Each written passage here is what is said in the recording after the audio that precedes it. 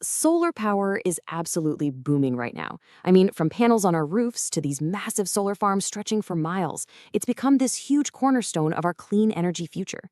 But as we rush to plug all this new solar into the grid, we're running into a hidden challenge, one that's honestly fascinating but also super critical to solve. So, what's the actual problem here? Well, it turns out you can't just keep adding more and more solar to the grid and call it a day. This incredible growth is creating a really tricky technical headache, an invisible problem that we absolutely have to figure out if we want to keep our entire electrical grid stable. So, what's behind all this instability? Well, for one thing, solar power isn't constant, right? A cloud covers the sun, and boom, your power output just plummets. And for another, the very electronics we need to convert the sun's DC power into the AC power for our homes, well, they create their own kind of electrical static. Put those two things together, and you've got a recipe for seriously disrupting the grid. And that gets us to the heart of what this research paper is all about, this issue of power quality, or what you can think of as dirty power. And no, we're not talking about pollution in the air. This is like a pollution that exists on the electrical lines themselves. This slide just lays it out perfectly. The ideal clean power is like a pure, smooth sine wave. Think of it as a perfect, clear musical note. Dirty power, on the other hand, is that same note but with a ton of static and distortion just layered right on top. It's messy, it's unpredictable, and it's a huge problem for all of our electronics. The official technical term for this electrical static is harmonic distortion.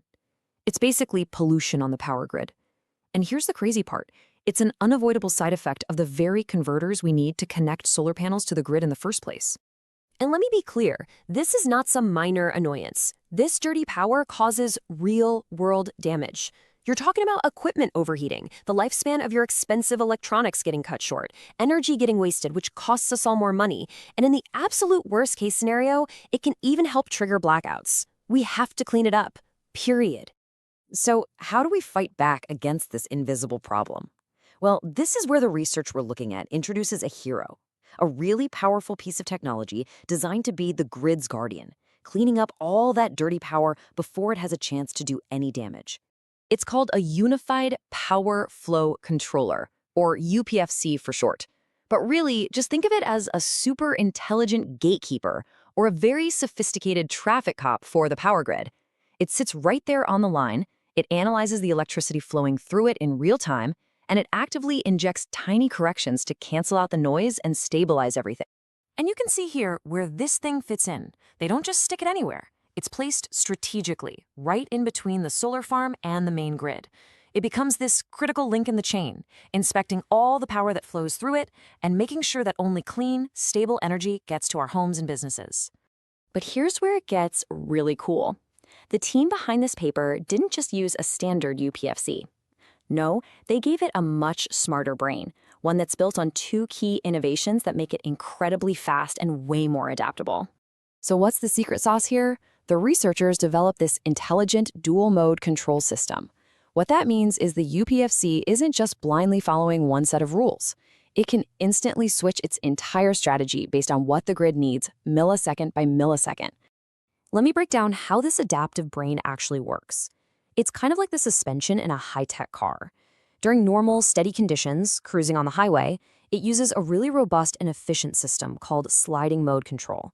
But the second it detects a problem, like a sudden voltage sag, which is the grid's version of a pothole, it instantly switches to a second mode, proportional resonance control, which is built for lightning-fast corrections. It adapts on the fly. Okay, so you've got this super smart brain, right? But a brain needs a body to actually do the work. That brings us to the second big piece of the puzzle here, a more advanced piece of hardware called a multi-level inverter. So a standard inverter creates a pretty rough, blocky version of that clean power wave we want. But a multi-level inverter, well, it uses lots of smaller steps to build a much smoother, higher fidelity wave. It's kind of like creating an image with more pixels. The final result is just cleaner, sharper, and much closer to perfect, which cuts down on that harmonic distortion even more. All right, so we've got a smart brain, we've got sophisticated hardware. Sounds great in theory.